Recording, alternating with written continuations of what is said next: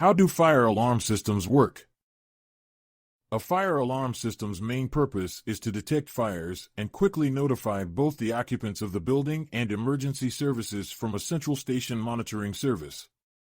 A fire alarm system also monitors itself, identifying the location and reason for the alarms and detecting problems with connections and wiring that might prevent the system from working properly. A fire alarm system has four primary functions: detection, alerts, monitoring, and controlling.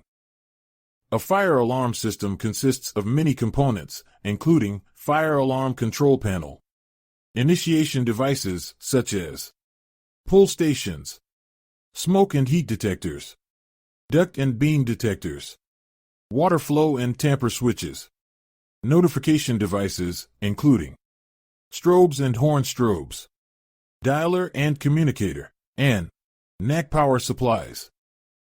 Sometimes, building codes require the integration between the fire alarm system and other technology. Other systems, such as integration with HVAC systems, door locks, and security systems, are optional ideas. While these systems have had their own independent communication in the past, they can now operate on a shared infrastructure, saving money and streamlining processes.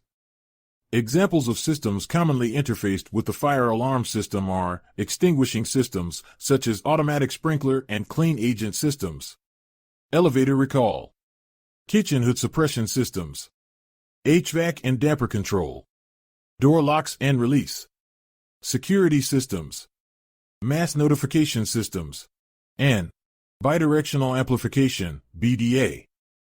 Visual inspections of your system and its components will vary according to NFPA 72 and your local authority having jurisdiction, AHJ.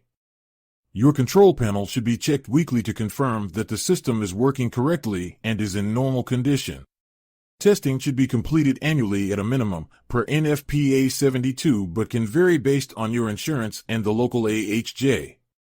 Control equipment shall be tested to confirm proper receipt of alarm, supervisory, and trouble signals.